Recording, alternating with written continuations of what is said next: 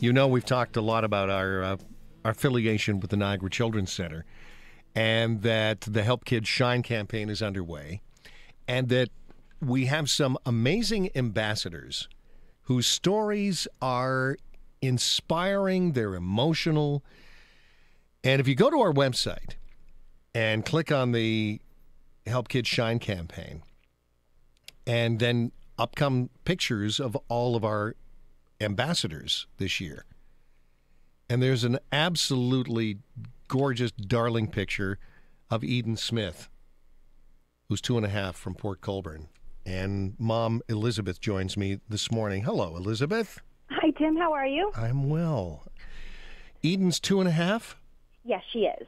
Take me back a couple of years when Eden was born. Was not an easy one? No. When Eden was born, she had swallowed meconium. So she had meconium aspiration syndrome, neonatal pneumonia, and respiratory distress. So we were in the special care nursery at the St. Catharines General for 8 days. And then on to McMaster? Yes. So then about a year passed, and we noticed some things that were happening with Eden, and our family doctor sent us out to McMaster to have her checked out. What were you, I don't know whether anybody can ever be prepared, but what were you expecting? When I went there, I was expecting maybe it to be like a stomach issue because she had some stomach things going on.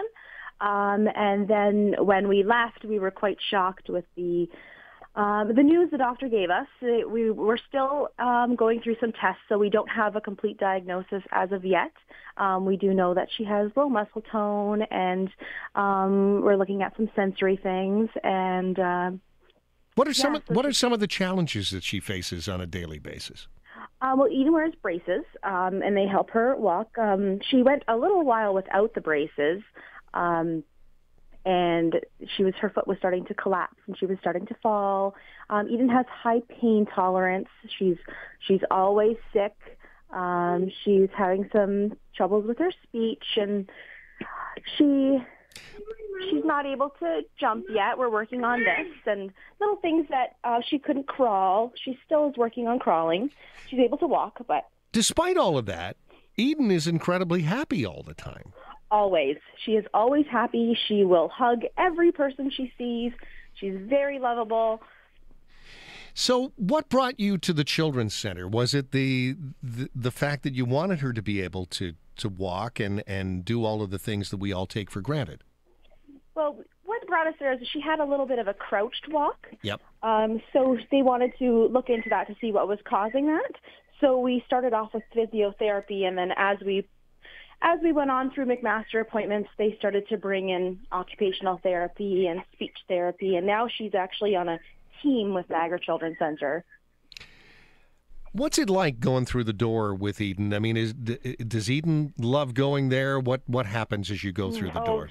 They are the most wonderful people you can ever meet. She loves going in there. She knows all of her therapists, and as soon as she walks in, she's ready to go. And it's actually hard getting her to sit in the waiting room because she just wants to go. When you left Mac, did you have any idea what was ahead of you? Did you think, okay, now where do we go? What do we do? I had no idea. I went in there thinking that it was a one-time appointment, and it was a misunderstanding, and we left. And it was a very upsetting time. And every time, even now, we go to an appointment and we go in thinking, okay, today is going to be the day where we have an answer. And we leave, and it still seems like it's more questions, no answers. What would you tell people who are listening right now? I know we've started into this month in our Help Kids Shine campaign, and speaking for the family, for the Smiths and for Eden, what do you tell people? Stay positive and enjoy every moment. Don't get worried about anything that's going on. If I can go back and change everything, I would just enjoy the moments instead of worrying about what was coming up. And what did we say to the people whose children may also be facing some challenges ahead? Love them the way they are. I wouldn't change anything in the world. She's a precious girl, and we have the best support system ever. And Niagara Children's Center, I can honestly say I do not know what I would do without them. Thanks, Elizabeth. Thank you. Give her a hug for us, okay? I sure will. Okay. Thanks. Thank We're you. on our way there now for therapy. Wonderful. Thanks, Elizabeth. Thanks. Have Thanks. a good day. And yeah, this is what it's all about. The Help Kids Shine campaign raised quite a bit of money last year. We want to raise $100,000 this year over the course of this month to make sure that those therapists are on staff, to make sure that the braces that Eaton needs, the gait clinic that we talked about a couple of weeks ago that was just opening up, is the kind of thing that helps children like Eaton. And it's unfortunate, but it's true. These things cost an incredible amount of money.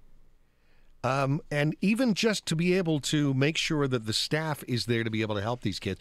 And when you talk to the staff, they are amazing people because they know these kids by name. They're not just numbers or cases. Having walked through those doors with both my grandson and my nephew, they know them by name, and those kids and those families are so much better off, and we all are better off because of it.